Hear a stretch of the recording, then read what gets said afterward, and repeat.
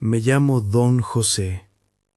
He vivido más años de los que conviene contar y he visto cosas en pueblos que la gente prefiere olvidar.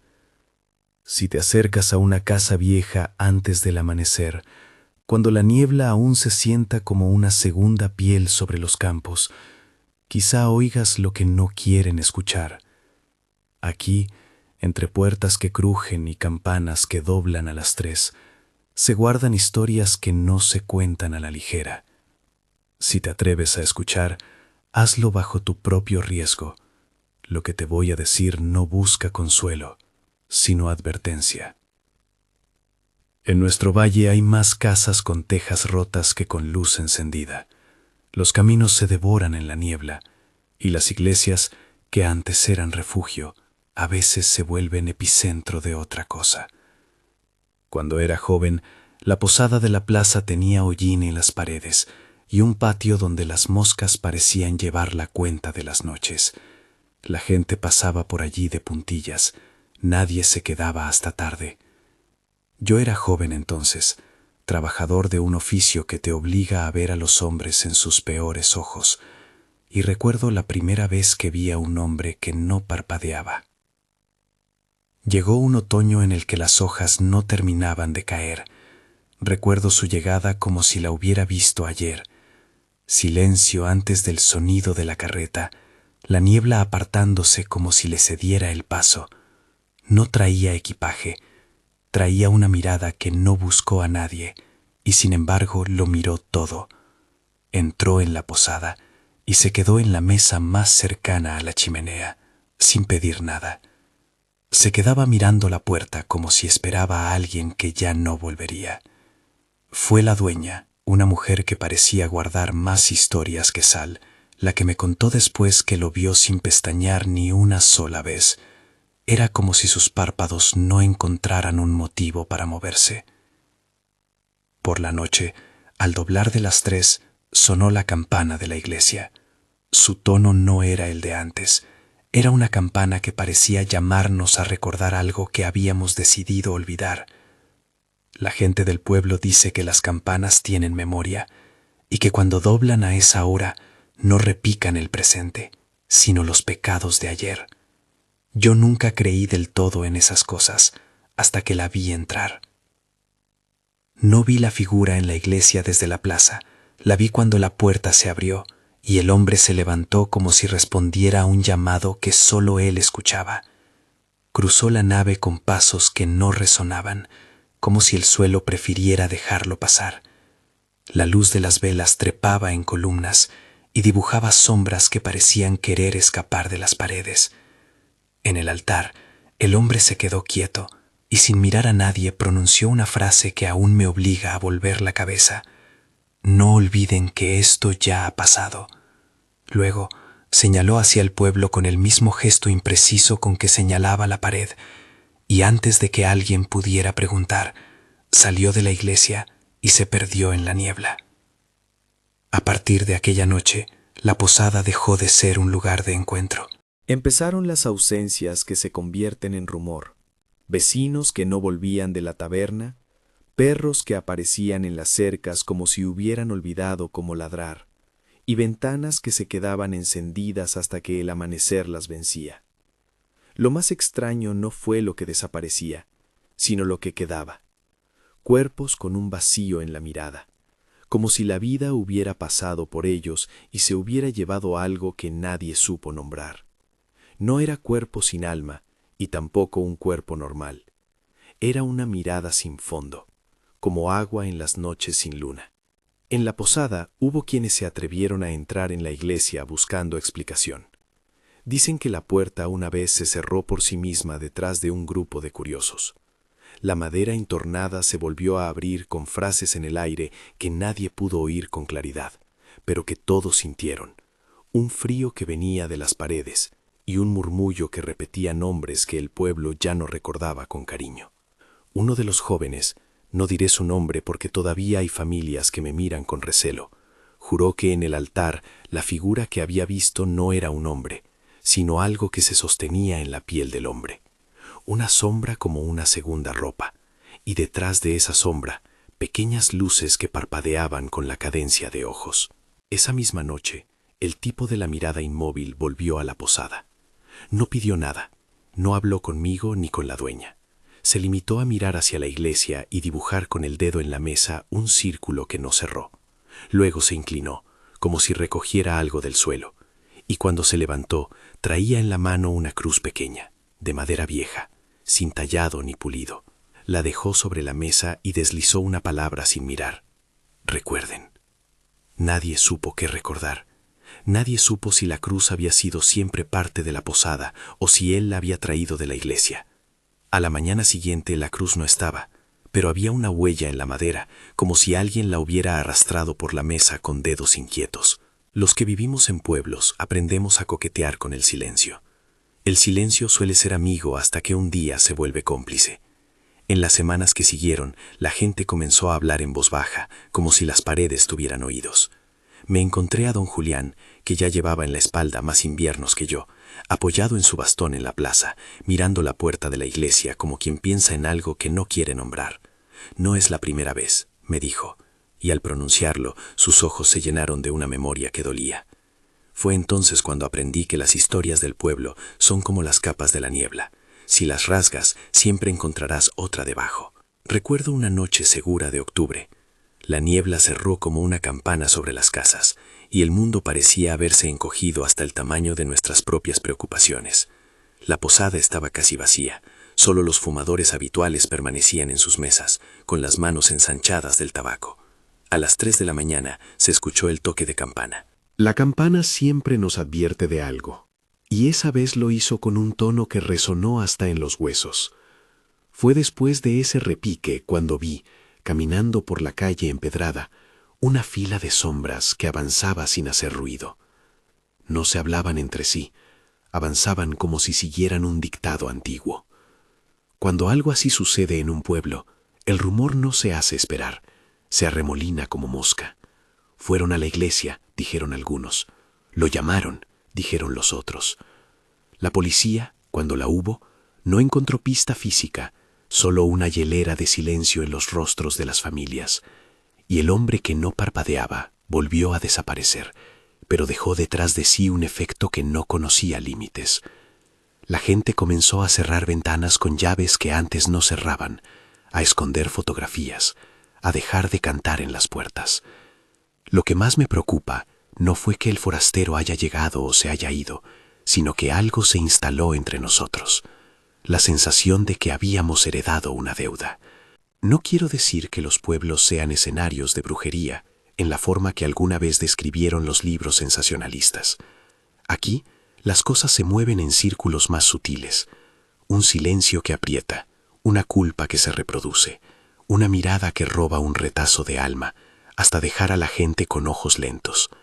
Es la culpa lo que alimenta lo que viene. La culpa del olvido, la culpa de no haber dicho algo a tiempo, la culpa de un pacto tácito que todos aceptamos para seguir con la rutina. Y cuando la culpa se acumula, la niebla comienza a moverse con intenciones. Fue así como, esa semana, varios vecinos no terminaron de cerrar sus puertas. Uno de ellos, un hombre de manos fuertes y lengua breve, fue encontrado al amanecer sentado en el umbral de su casa, con la mirada fija en la calle. No vi nada, dijo, pero su voz sonó hueca. Otro desapareció dejando la radio encendida y una taza de café con espuma fría. Por las noches, la iglesia volvió a llamarnos con las campanas, y la gente comenzó a mirar al reloj con miedo. Si las campanas suenan a las 3, no salgas, me dijo la madre de un niño con el que solía conversar. Ese refrán caló en la memoria como una advertencia. No mirar, no preguntar, no permitir que la curiosidad te lleve. Quiero que entiendas que en mi pueblo las historias son más que cuentos. Son mapas para sobrevivir a lo que no podemos nombrar. Por eso te pido, y pido a quien escucha esto, que si conoces una leyenda parecida, que la cuentes en los comentarios. No lo hago por fama ni por entero número de voces. Lo hago porque las historias corrigen la memoria del lugar. Hablar de ellas es una manera de no dejar que la culpa se esconda debajo del colchón. Después de aquel primer invierno, la posada quedó con un cuaderno en el que la gente anotaba pequeñas cosas, un nombre, una hora, el nombre de alguien que no volvió a sonreír. Ese cuaderno fue, en cierta forma, un pacto. Si algo sucedía, al menos quedaría una constancia. Lo tengo aún en mi caja, debajo de pilas de cartas viejas, y a veces lo hojeo para recordar cómo era la vida antes de que las sombras aprendieran a caminar entre nosotros. Allí está la entrada de la noche en que llegó el hombre que no parpadeaba, y debajo, con letra temblorosa, la nota de un vecino que escribió: «Ha vuelto la vieja sensación de que algo pide entrada». No todas las leyendas comienzan con una llegada. Algunas nacen en el aire frío del bosque, en aquel lugar donde los árboles guardan nombres. La historia que sigue no fue escrita en el cuaderno de la posada. Me la contó una joven llamada Laura, años después, cuando regresó al pueblo con el rostro demasiado viejo para su edad. Laura se crió con historias de la vieja del bosque. No era un cuento que los adultos contaran solo para asustar. Era una lección que se transmitía como quien enseña a los niños a no beber agua de cierto pozo. «No te acerques al corazón del monte», le advertían. «Allí hay cosas que no distinguen entre quien respeta y quien no». La primera vez que hablé con Laura fue en la puerta de la escuela abandonada, donde yo solía sentarme a fumar cuando la memoria me daba ganas de compañía. Ella estaba sentada en el escalón, las manos envueltas en un chal, y me dijo: «Don José, ¿cree usted en las cosas que la gente no ve?».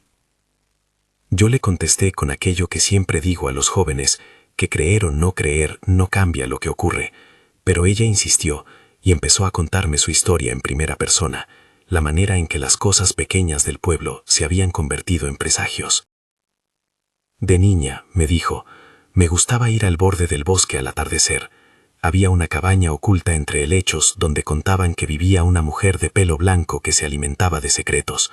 Los ancianas la llamaban la vieja del bosque, no por malicia, sino por costumbre.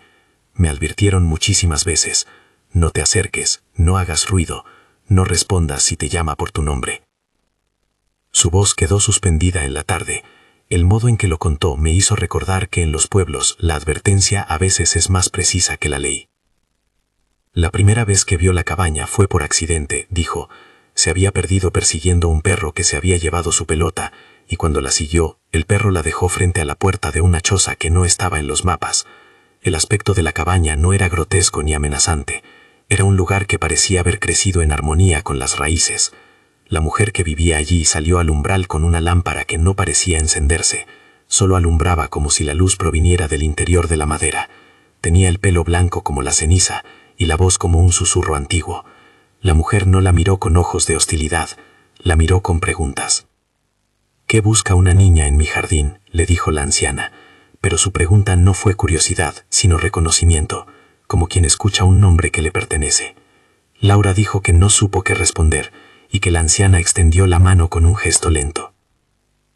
«No te acerques», recordó que sus abuelos habían dicho, y retrocedió, pero algo la impidió moverse con rapidez. Una punzada de curiosidad que no es inocente, sino pesada. La mujer no la tocó, no hizo nada más que inclinar la cabeza. Al despedirse, la anciana le lanzó una frase que atendió como si fuera un eco. Los niños que miran mucho, a veces se llevan la mirada. Desde entonces, los sueños de Laura se cargaron de voces. Se despertaba con olores de húmeda y tierra que no estaban en su casa, y con la sensación de que una figura la observaba en la esquina de la habitación.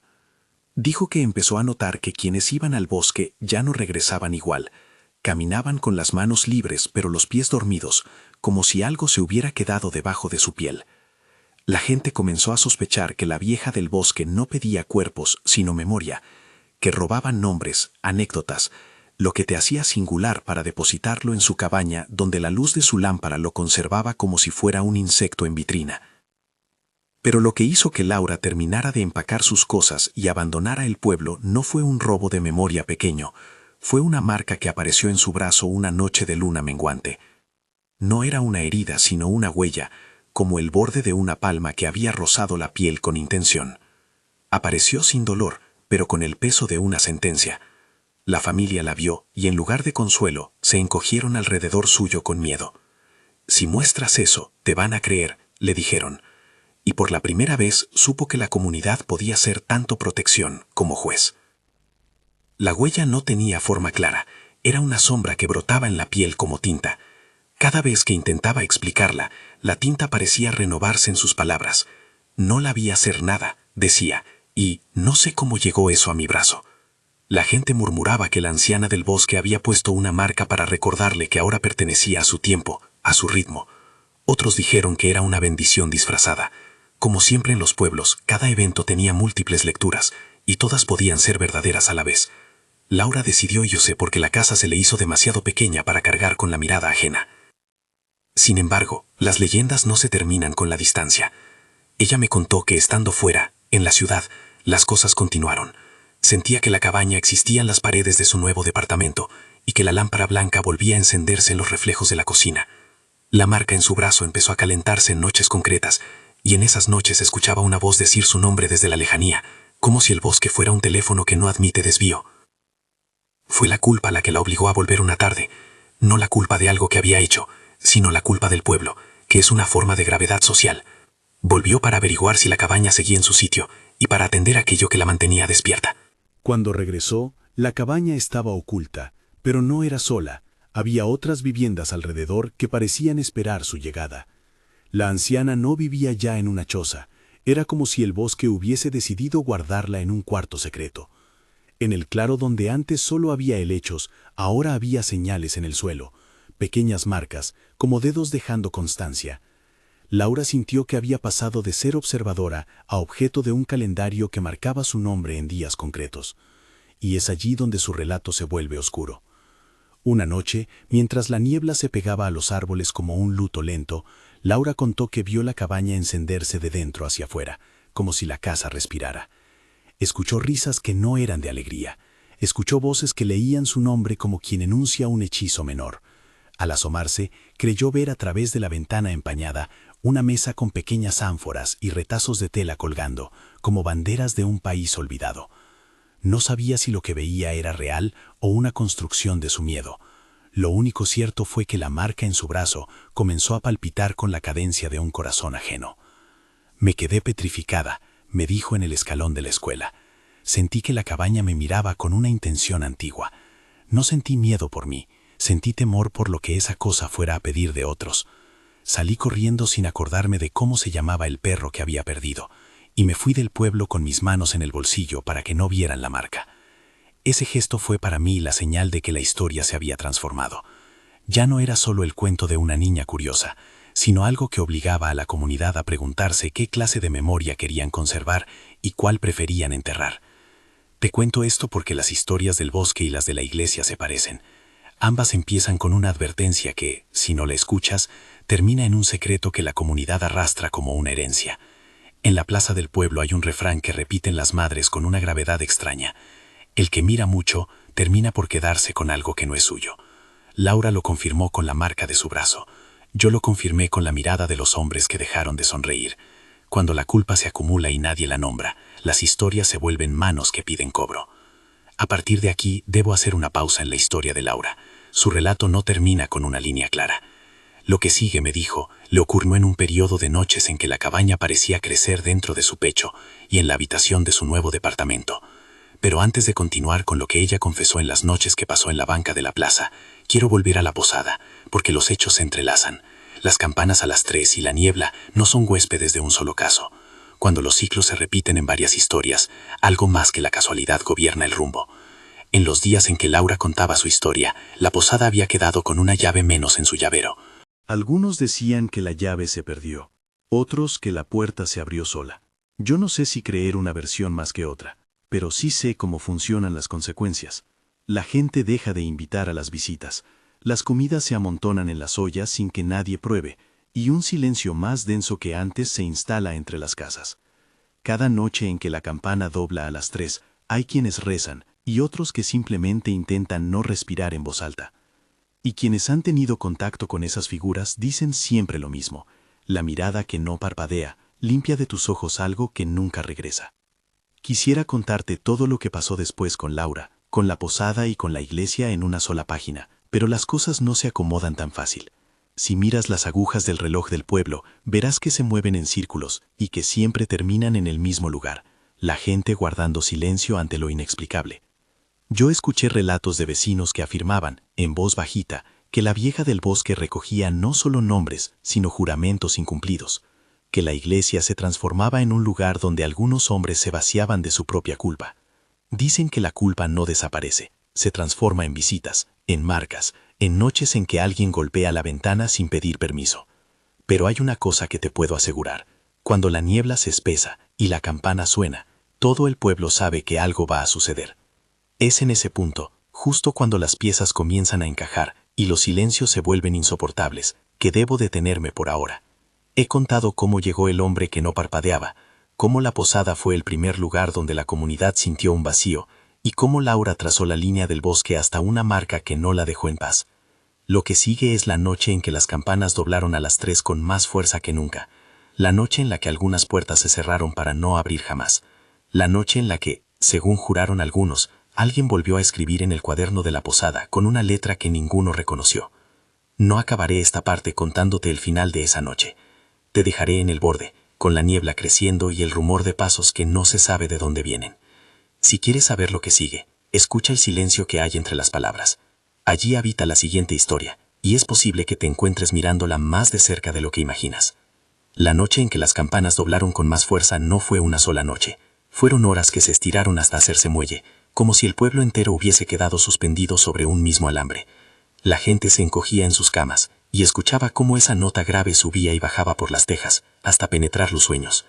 En la posada, alguien encendió una vela y la dejó arder hasta que su llama se volvió un hilo de humo que olía a pan quemado y a cosas viejas. Fue entonces cuando alguien, con letra temblorosa, volvió a escribir en el cuaderno que guardábamos bajo la pila de platos. No era la caligrafía de ningún vecino, al menos ninguno que yo recordara. La frase fue corta y quedó como un pozo frío en la página. Ya era hora. No puedo decir quién la escribió, porque la noche guardó su nombre. Solo sé que la frase agitó viejos miedos y nuevas sospechas. Algunos juraron que había sido la misma mano que dibujó el círculo en la mesa la primera vez que aquel hombre vino a quedarse.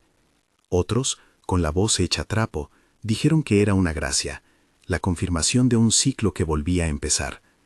Lo cierto es que a partir de ese momento, las noches se volvieron más densas. La niebla no solo cubría, sino que pareciera querer sostener el aire para que algo se pudiera mover mejor entre nosotros.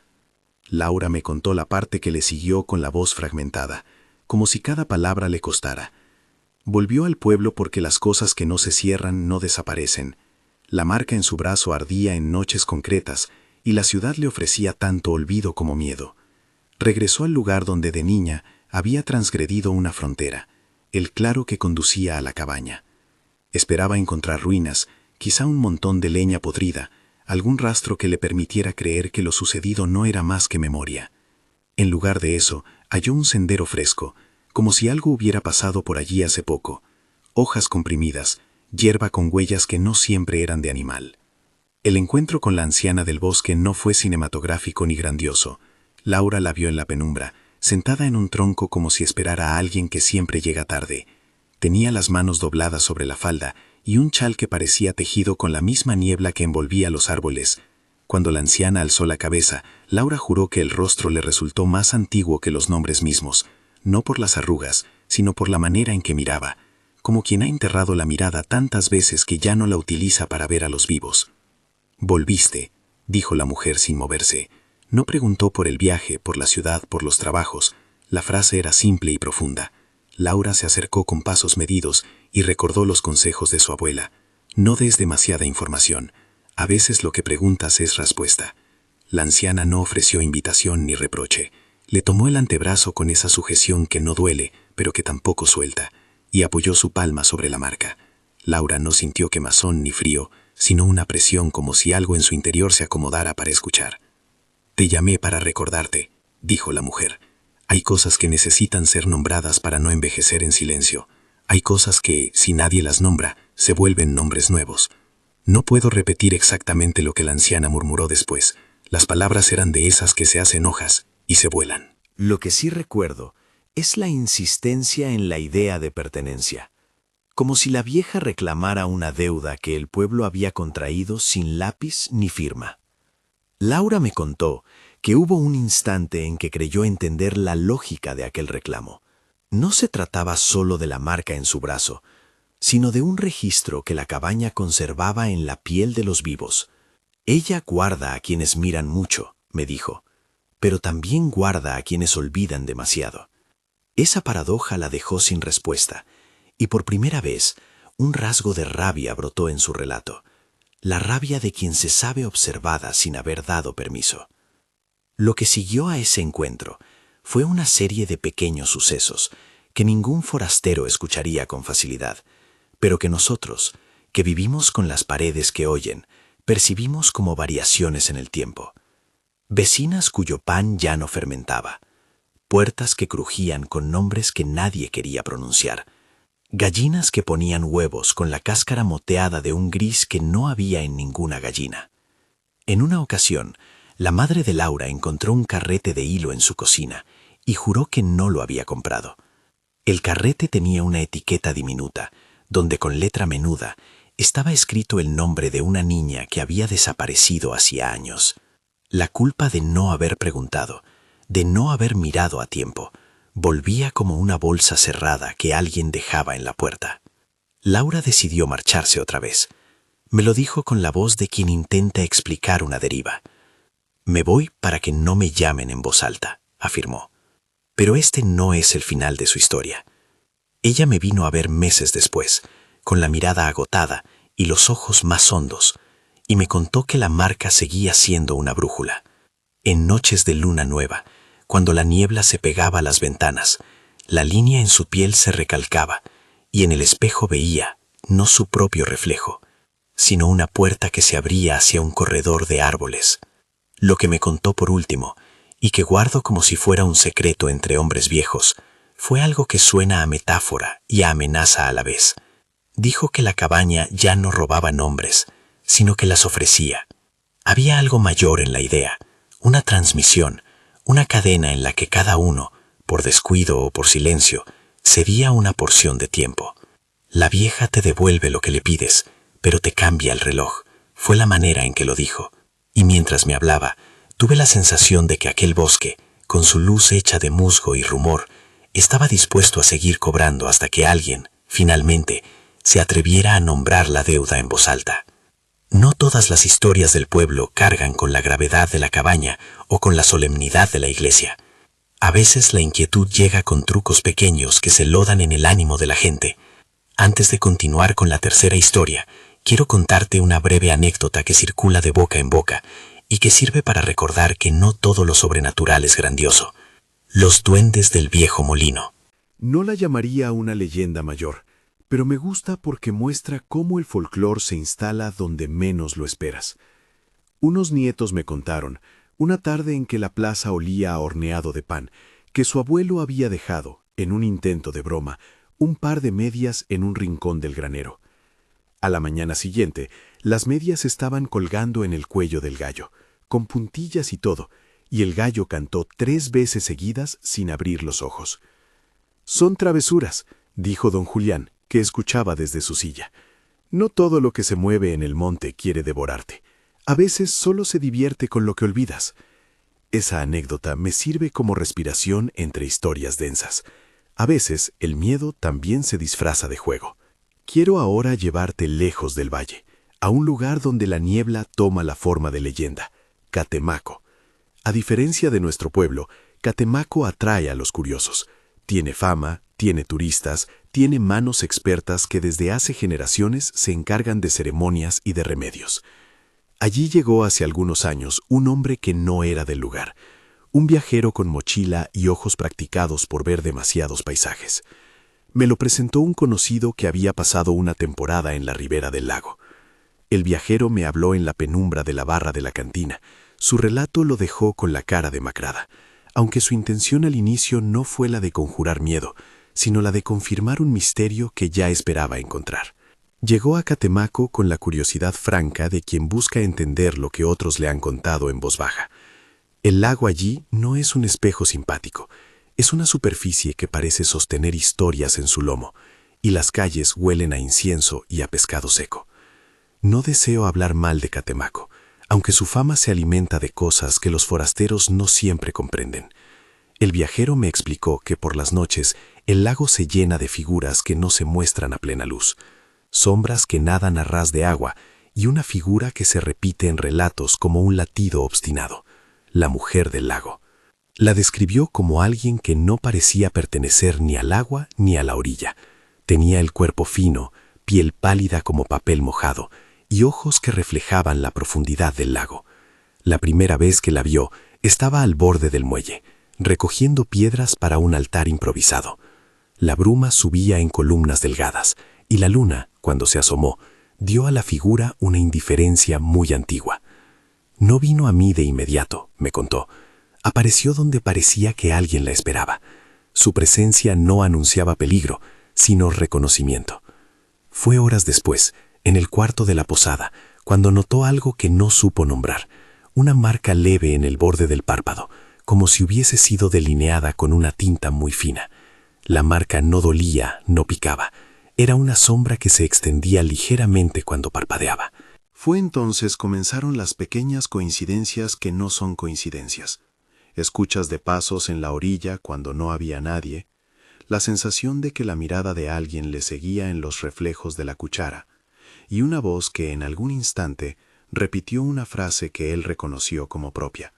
Sabías que esto pasaría. El viajero me dijo que la mujer del lago no le habló como lo haría una persona. Le habló en el lenguaje de las cosas que se saben sin nombrarse, en el viento, en los dedos que se le erizaban, en el olor de la barca embarrada. Le ofreció una imagen más que una palabra. Cuando intentó describirla a otros, los locales sonrieron con una mezcla de lástima y conocimiento. No le sorprendió, me contó, que algunos hombres allá hubiesen aceptado la presencia como una marca de destino. No es que ellos la llamen mala, dijo, es que la reconocen como cierta y la tratan como quien trata a un huésped que vino a cobrar una deuda. Una noche, mientras el viajero dormía con la ventana entornada, sintió algo posarse en el borde de su cama. Una mano, liviana y fría. No hubo gritos ni forcejeos, solo la certeza de que la presencia estaba tan cerca que podía saberse. Al despertar, la marca en el párpado se había transformado. Ahora, al mirar en el espejo, notó que sus ojos tenían un brillo que no era suyo. Incluso durante el día, la gente le miraba de una manera distinta, como si esperaran que en cualquier momento él dejara de mirarlos por dentro. Regresó a la ciudad con la intención de olvidar, pero las marcas que se clavan en los ojos no se borran con evitar los espejos. Con el tiempo, me dijo, comprendió que no era tanto que lo persiguiera una criatura concreta, sino que había recibido un sello, la certeza de que cierto lugar había decidido no soltarlo. Le sorprende, aún ahora, que algo así exista como deuda sin testamento, y me advirtió que cuando uno tiene la sensación de que algo se ha escrito en tu mirada, no sirve esconderse. La marca se nutre de silencio y de la negación. Esa es la lección que trajo de Catemaco, que hay paisajes que te eligen y que una vez señalados funcionan como brújulas hacia un destino que no es necesariamente físico. Del lago pasamos al cementerio, porque los cementerios, como los lagos y como los bosques, son lugares donde la gente piensa que las reglas son otras. Conocí a Adrián cuando aceptó, por necesidad, vigilar el camposanto durante una temporada. Era un joven con manos de trabajador y pocas palabras, el tipo de persona a quien no le sobra orgullo ni paciencia. La gente del pueblo dice que aceptó el puesto por un salario que le permitió poner pan en la mesa. Otros juraron que lo hizo por un impulso que no fue económico, sino curioso. Quería saber qué se escondía entre las sombras de las lápidas viejas. El cementerio en cuestión estaba al borde de un sendero de tierra, con cipreses que erguían sus cuerpos como centinelas. Había una sección vieja, donde las cruces ya no tenían nombres legibles, y las flores se habían hecho un recuerdo pegajoso. Adrián me contó que la primera noche que pasó allí, encontró, escondida entre la hiedra, una pequeña caja de madera. La tapa estaba sujeta por una lazada de hilo, y dentro, reclinado como un objeto de juguete, había un muñeco tallado en madera, con ojos pintados que brillaban bajo la luz de su linterna. No voy a describir el muñeco en términos que despierten morbo. No era grotesco ni perfecto. Tenía la simplicidad de lo hecho a mano, como si alguien lo hubiera hecho con prisa pero con intención. Adrián sintió, apenas tocó la caja, que algo se le enroscó en la nuca, una sensación de ser observado desde la tierra. Decidió dejar el muñeco en la caseta, en la pequeña mesa donde guarda la libreta de turnos, pensando que al día siguiente diría a alguien lo que había hallado. Pero el muñeco no era algo que se deja y se olvida. Las noches posteriores vinieron con crujidos que no eran de ramas ni de puertas. La linterna fallaba en momentos precisos, la radio chirriaba una nota que nadie afinaba, y sobre todo, Adrián empezó a soñar con un hombre de nombre en la lápida. La noche en que descubrió la tumba con el nombre de Luis Rojas, fue la noche en que las cosas cambiaron de forma más evidente. La lápida estaba cubierta de tierra fresca a su alrededor, y a pesar de las fechas antiguas, había una mano que había dejado una pequeña ofrenda, una cruz de alambre, y una medalla que nadie reconocía. Adrián decidió abrir la caja otra vez, atraído por una voluntad que no supo nombrar. Al mirar el muñeco, juró que sus ojos se habían movido. La madera estaba gastada en una dirección que no había visto antes. No hay forma de asegurarse aquello fue su imaginación o algo real. Sí puedo contarte lo que hizo a partir de entonces. Dejó el muñeco en la tumba de Luis Rojas. Fue un acto sencillo, ceremonial solo en su intención. Quizá buscaba vincular dos cosas, que en su cabeza eran causa y efecto: la caja y la tumba. Esa misma noche, mientras la luna marcaba su recorrido, sintió la tierra ceder bajo sus botas. No hubo una fuerza visible. Fue más bien la percepción de que la tierra, al otro lado de la lápida, inhalaba. Un sonido, como si alguien exhalara por un tubo antiguo, resonó y a la vez no. Adrián corrió hacia la caseta, y cuando se dio vuelta, vio que el cruce de sombras en la fila de tumbas formaba una figura que lo miraba con algo parecido a cansancio. No hubo palabras, solo una proximidad que le dejó un frío en la boca del estómago. Al día siguiente, la gente del pueblo lo encontró dormido en su cama como quien despierta de una noche larga. Tenía barro en las manos, y lo más extraño, una mancha clara en la palma, como si hubiese apretado algo que no debería haber tocado.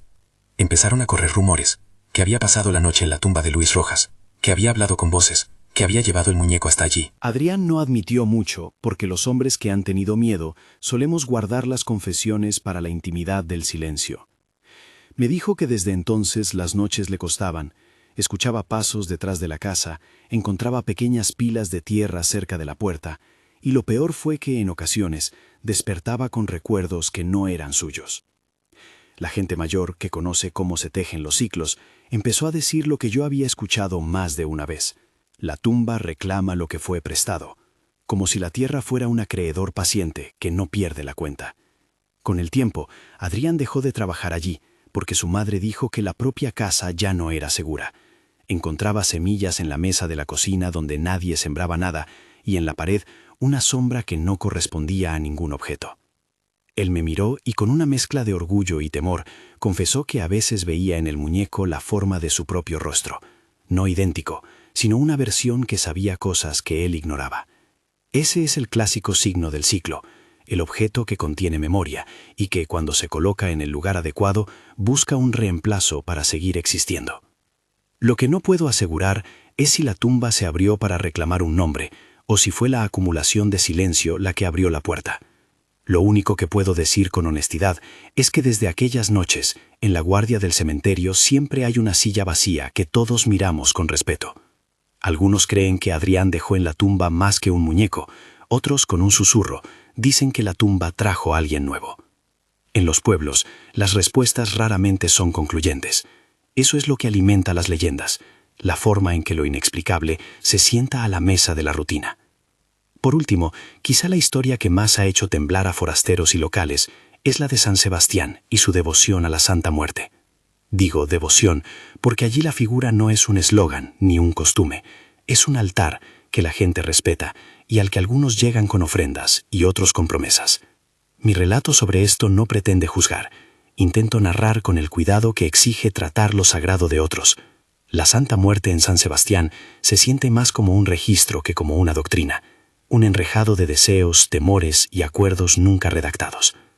La persona que me acercó esta historia no era de San Sebastián, era un caminante que pasó por el pueblo y quedó atrapado por una noche. Encontró un pequeño cuarto donde improvisaron un altar con velas negras y blancas, frutas partidas, fotos y una figura encapuchada en el centro. Una anciana, dueña de la tienda donde venden café y recuerdos, se le acercó y le ofreció una taza de té. Le habló con esa tranquilidad que solo se encuentra en el cuidado de casas viejas. «No ofendas», le dijo. «Altares son caminos sin señales de tránsito». No le explicó más, pero su advertencia valió como lección. El caminante, por curiosidad y por el tradicional error del forastero que cree que puede mirar sin ser tocado, se acercó demasiado. No presenció ritos que se puedan describir paso a paso. Lo que le ocurrió fue más sutil. Una figura encapuchada, no de ropaje sin textura, sino de presencia, se le acercó y sin palabras, le rozó el hombro con la yema de un dedo. Fue un contacto leve, pero dejó en su piel una sensación como si una cuerda invisible se hubiera anudado. Al principio creyó que era un soplo de aire. Al día siguiente, la sensación persistió como una resonancia. Esa noche empezó a soñar con la figura que lo había tocado. En sus sueños, la encapuchada no hablaba, solo marcaba con la mirada lugares en los que él pasaría, nombres que olvidaría y maneras de dormir. A la mañana, encontró en la palma de la mano un pequeño dibujo, una línea que parecía un número, o quizá una letra. No era un garabato inocente, tenía la densidad de algo que pretende durar. Cuando intentó borrar esa marca con agua, la línea persistió. Volvió a la tienda pidiendo explicaciones, pero la anciana, con la paciencia que se da en pueblos que han visto historias repetirse, le dijo: «No te han hecho un favor, ni una maldición. Te han incluido en una lista. Verás señales, quizá sueños, quizá presencia. Algunos llevan la marca como quien lleva una medalla, otros como quien lleva un aviso». Su manera de decirlo era admonitoria. No tenía juicios, solo observaciones. El caminante supo que había suscrito un pacto que no firmó con tinta, pero que se veía claramente en los pliegues de su vida. Lo inquietante de la historia no fue el toque, sino la insistencia posterior.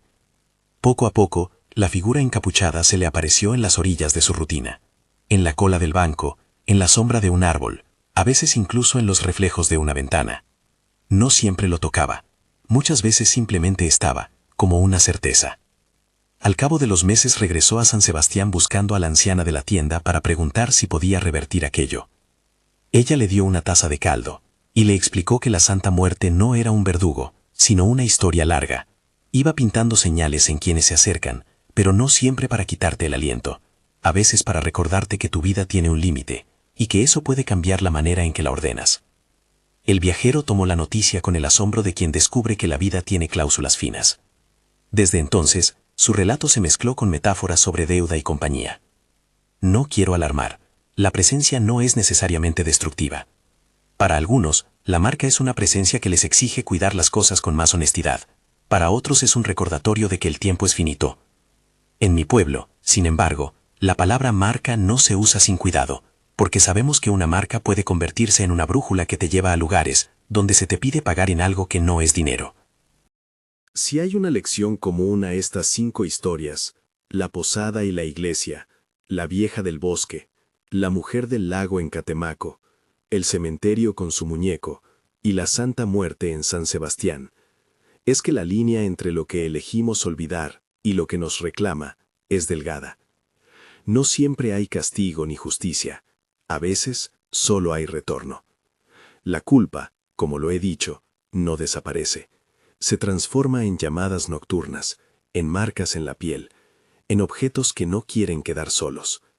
La niebla que nos rodea no es solo humedad, es memoria que decide moverse. Te habrás dado cuenta de que en estas historias no hay un final limpio. No me gusta dar finales limpios, porque en los pueblos no los hay. La iglesia de la plaza sigue ahí, con su campana que repica a las 3 cuando la noche quiere recordar. La vieja del bosque continúa en su lugar, con su lámpara que parece encenderse en los espejos. El lago de Catemaco sigue guardando su figura. El cementerio sigue recibiendo a aquellos que vigilan, y la Santa Muerte sigue teniendo su sitio en la tienda de San Sebastián. Las historias se mantienen como quienes sostienen la frontera entre lo que admitimos y lo que rechazamos. Hoy, cuando camino por la plaza y la niebla viene baja, pienso en esos relatos como en señales de tránsito que nadie marca en mapas oficiales. Me pregunto qué parte de nuestro silencio los alimenta. El secreto no dicho en una cocina, la palabra que se guarda para no herir, la risa que se enmudece por vergüenza. Quizá lo que necesitamos no es deshacernos de las sombras, sino aprender a nombrarlas. Porque la primera vez que alguien pronuncia un nombre robado, la cosa pierde fuerza. Antes de despedirme, quiero que recuerdes algo que los ancianos repiten en voz baja. Si la campana suena a las 3, no salgas. No lo digo para sembrar temor, sino para que prestes atención a las reglas que los pueblos inventan para sobrevivir. Y te pido, como ya te pedí al principio, que si conoces una historia parecida, la cuentes.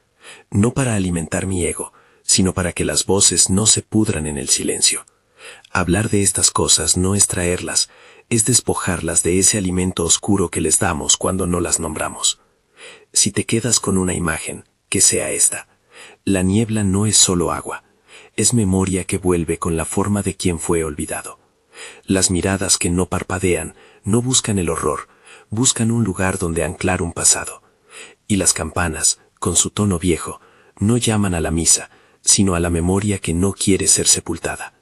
Sé prudente, escucha a la gente mayor, respeta los altares que no entiendes, y no intentes arrancar una marca con agua caliente. A veces las presencias necesitan hablar para dejarte en paz. Si estas historias te han llegado al hueso y quieres que siga trayendo relatos de pueblos que se resisten a morir en la memoria, suscríbete y comparte este cuento con alguien que conozca su propio pueblo abandonado. No lo hagas por curiosidad, háblalo con la intención de escuchar.